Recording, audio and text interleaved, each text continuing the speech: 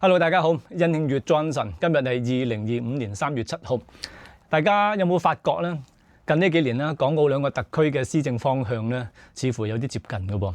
其中一項咧就係兩個特區政府咧都希望會推動盛事經濟同埋體育盛事，而不約而同地咧，似乎近呢一段日子咧，兩個地方兩個特區咧都有唔同嘅場地咧係落成啟用嘅。澳門嗰方面咧就大概用咗9000萬左右啦，興建咗一個5萬人嘅戶外演出場地。而香港嘅啟德體育園咧，3月1號亦都係正式就投入服務啦，啟用咗啦。咁意味住港澳兩個特區喺呢個範疇之上咧，就存在咗一定嘅競爭關係。競爭關係咧就唔係今一條片嘅最主要內容啦。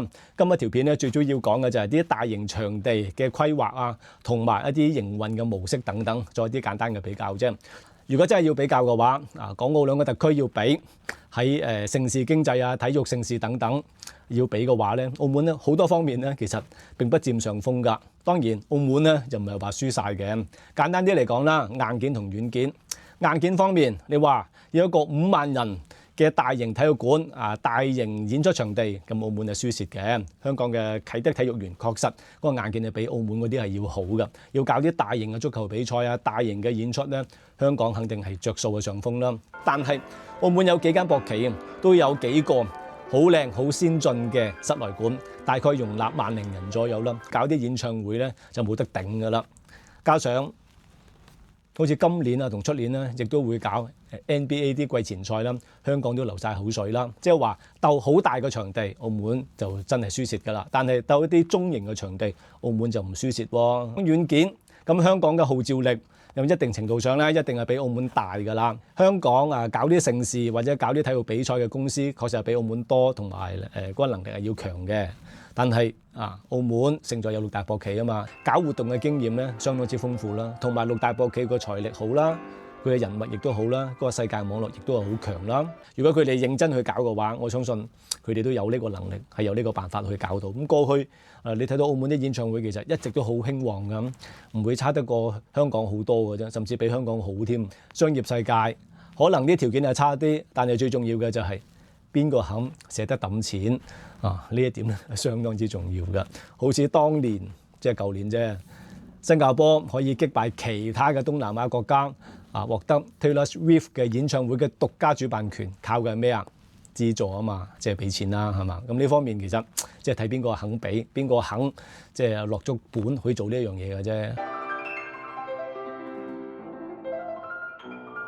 澳門嘅戶外演出場地咧，大概喺舊年底咧落成啦，而且仲有啲 warm up show 啦、預熱演唱會咁樣啦。啟德體育園咧就喺3月1號正式開幕啦。香港嚟講咧係一個好大嘅新聞嚟㗎。見到呢兩個場地咧，我相信有好多人咧都會作一個比較嘅。講真，澳門同香港嗰個咧定位啊，或者整體嗰個規模規劃啊、設施啊，同埋將來想發展嗰啲嘢咧係完全唔同嘅，係好難作一個比較嘅。但係如果真係要比較嘅話，一睇嘅外形，即係從最簡單嚟講就冇得比嘅。澳門嗰個就係一個好簡單嘅戶外演出場地啦，填平咗一塊大空地啦，有啲流動廁所，就放啲臨時座位喺度。邊啲人有需要嘅時候咧，先至再設計啲舞台啊、燈光等等。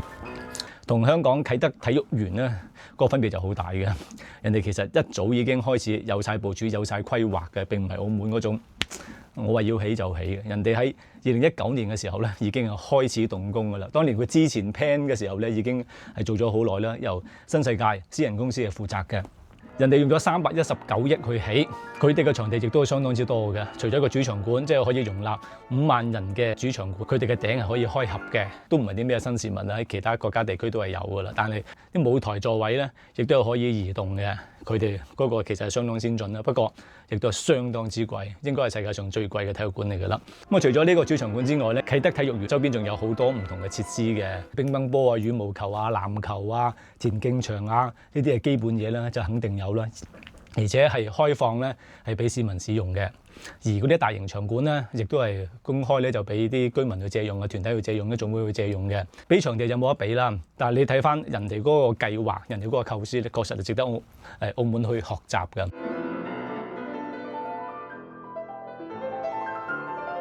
點解咁講咧？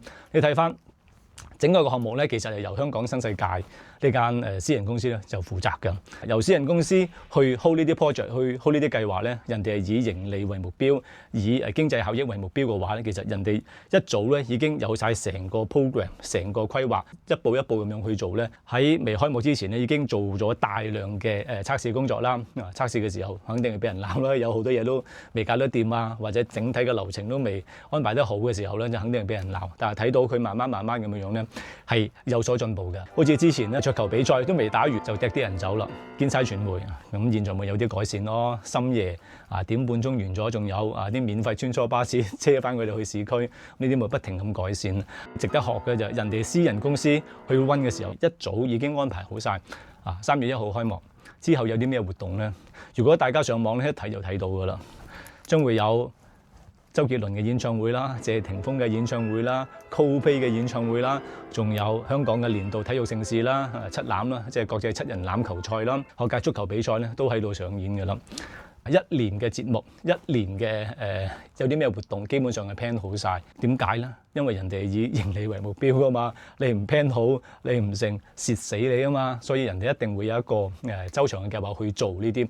另外，大家上網咧都會睇到，整個啟德體育園咧，運動之外咧，亦都有啲餐飲啊、商業設施喺度咧，買有啲體育用品啦，更甚者咧，佢會有好多唔同嘅體育項目大師班喺度嚟舉行嘅，好似空手道班啊、跳繩班啊啲班咧，亦都喺嗰度上，俾人哋去學體育、休閒放鬆啊、買嘢啊、shopping。咁事實上一個咁大嘅體育園咧，你話淨係靠大 show 嚟養咧，都未必一定得嘅，所以咧就要有好多周邊嘅設施其實就係日常嘅俾市民去使用啦，亦都係收費㗎啦。加埋有好多餐飲啊、購物啊，仲有啲大眾嘅體育班啊、大師班等等咧，就係綜合嚟將所有嘢綜合埋一齊咧嚟養呢個場地嘅。因為佢係私人營運嘅話咧，佢一定會扭盡六壬啦，希望以盈利為目標啦，贏唔到你都好咧，起碼都打個和都好啦，唔會有長蝕嘅。香港有呢個規劃係有呢個想法咧，由私人公司去做咧，相對嚟講就比較可取一啲。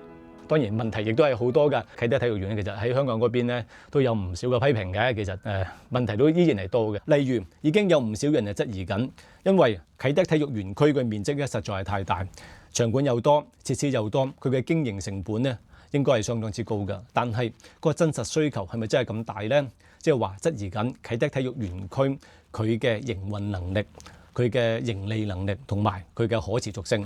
簡單啲嚟講咧，就係話驚佢會蝕得好金。而更加有一啲諷刺意味嘅就係負責營運整個啟德體育園區嘅母公司新世界集團，現在就陷入咗一個危機之中。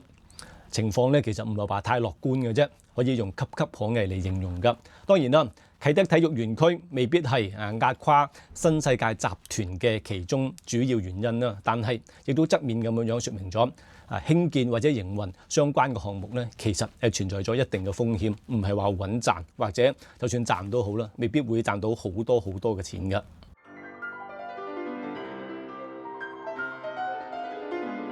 整個啟德體育園嗰個硬件，澳門就學唔到㗎啦，肯定。但係人哋對整個體育園、整個體育產業啊、盛事經濟、體育經濟等等係有一個相對比較完備啲嘅計劃同規劃啦，相對地啦嚇。但係佢整體嗰個規劃啊、整體嗰個構思營運，確實係值得澳門去學習㗎。點解會咁講呢？我之前啲片入邊都可能會講過下啦。我哋整咗個5萬人嘅戶外演出場地啦，但係我哋一直都係由文化局係去 hold 嘅喎。由一個政府部門去營運一個咁大嘅場地，本身已經好難嘅啦。如果你要求佢要形成產業或者要賺錢，係要有經濟效益，甚至係賺大錢嘅話，我覺得就更加之困難。某程度上嚟講，我覺得呢個係不切實際㗎。政府部門又有好多行政嘅程序啦，有好多行政嘅手續啦，好麻煩嘅。如果你真係有心要搞一個戶外演出場地如何嘅話，你真係有心搞嘅話，不如判俾一啲私人公司，由私人公司佢哋去營運啦，佢哋去揾項目啦。文化局已經多嘢做㗎啦，好多活動㗎啦，仲要啲文化局嘅同事再 hold 一個戶外演出場地，要負責佢嘅營運，要諗埋佢有啲咩節目，又要又要審批，又要成。咁我覺得其實超出咗文化局佢哋嗰個能力做到都未必好，因為政府部門就有政府部門嘅思考啦，佢哋唔係以盈利為目標噶嘛，唔係以經濟效益為目標，佢哋最緊要嘅就係唔好出事，同埋咧上級中意咁樣噶嘛，即係呢個大家都心中有數，所以呢啲咁嘅場地應該係判俾私人公司，公平、公開、公正等唔同嘅企業都有機會去投標去做，或者係唔係做管理嘅都有機會去租借場地去做佢哋嘅演出啦，係嘛？即係正路嘅應該咁樣去做嘅，但係特區政府一直都好似聽唔到咁樣啦。但係上個月啦，應該新嘅社民司司長啦，咁柯南咧喺立法會入邊咧，其實都透露咗啦，佢哋會俾私人公司去做嘅，不過暫時咧就由政府部門去做一個測試先咁樣。原來政府都係咁諗，政府都係咁做，咁當然係好啦。不過我覺得文化局都唔使做測試啦，直頭開標外判俾適合嘅公司去做啦。因為大家睇到上次嘅測試，咁一定會 OK 嘅，一定係成功嘅。因為你傾成個特區政府之力喎，除咗文化局之外，亦都其他部門亦都會有啲協助喎，加埋有應該係叫咗啲全運會嘅義工嚟幫手。你話傾文化局之力，或者傾幾個部門之力，我覺得一定會搞得掂嘅。問題就係嗰個成本係有幾高啫嘛。開標有能力者居之係嘛，總好過你文化局現在嘅就花好多精力去做一啲試營運測試，仲要諗啲 project。人哋3月1號已經啟動嘅時候，啲節目已經大家上網都睇到啦。周邊有啲咩設施設備，大家都睇到啦。但係澳門依然係一塊空地。文化局當初就講喺3月份同埋5月份將會有多2場預熱嘅演唱會作為測試，但係現在都未聽到有相關嘅安排，即係話影都未見㗎。你睇到嗰個效率咧同整體個思維咧個分別就喺呢度啦。始終特區政府希望佢成為一個盛事經濟體育盛事作為一個產業咁樣去發展嘅話咧，政府部門有政策、資源分配、監督嘅角色咧就已經係足夠㗎啦。佢係一個產業嚟㗎嘛，產業嘅話你叫政府部門去做去 hold 係唔合適嘅，交翻俾私人市場、交翻俾私人公司咧，佢哋係專業㗎嘛。私人公司以盈利為目標，以經濟效益為目標，佢哋迎合市場或者對市場嗰個熟悉程度，咁肯定係比政府官員或者政府部門係要好㗎啦。交翻俾識嘅人去做，交翻俾專業嘅人去做，永遠都係最好嘅。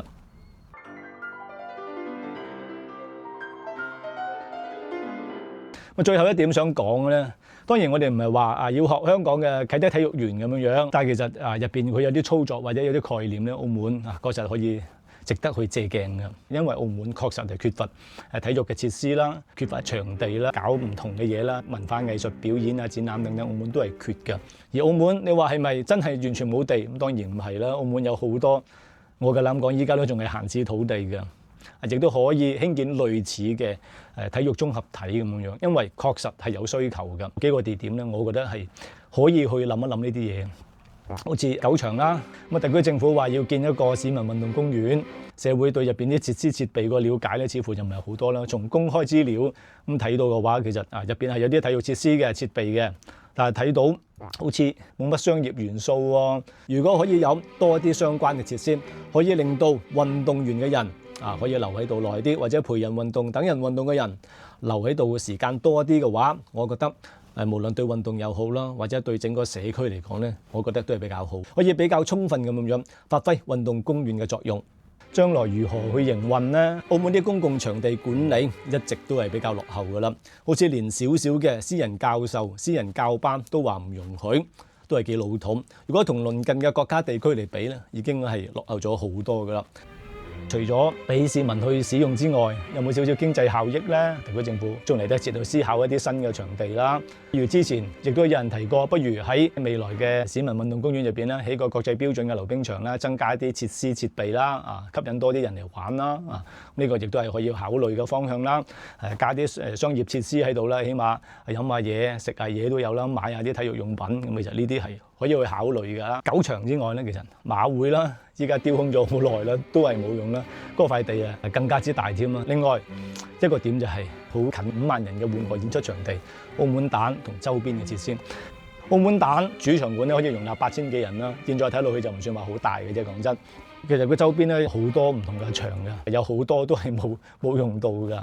而澳門蛋嘅使用率咧就並不高㗎。澳門蛋其實同嗰個戶外演出場地咧就好近嘅，可以連埋一齊嚟做嘅。仲有個運動員培訓中心啦、射擊館啦、保齡球場同網球場啦，其實周邊仲有空間嘅。咁我覺得適當規劃一下佢，其實就可以做到一個比較大型一啲嘅綜合體啦。既可以去做戶外演出，亦可以做體育，係有唔同嘅項目，仲可以有啲餐飲、有啲零售、有啲相關嘅嘢。其實我覺得嗰度都係一個比較可行嘅區啦，嗰個可塑性咧亦都係比較大嘅。咁希望咧特區政府真係要認真思考一下，到底我哋如何去利用啲土地，發揮佢最大嘅作用。沿海洋世界嘅土地啦，新城填海 C 區，亦都係長期咁丟空咗喺度㗎。開放一啲思維啦，一啲土地放咗喺度你唔用，放咗喺度曬太陽、養草、養蚊嘅話，其實對社會嚟講咧係一個好大嘅浪費。適當利用啲土地去發展一啲有價值嘅、有經濟效益嘅項目咧，我覺得對整個社會嚟講都係一件好事啦。好啦，今日咧就簡單講到呢度啦。歡迎大家繼續訂閱我嘅頻道，俾個 like 我，或者 share 嚟俾你嘅朋友。拜拜。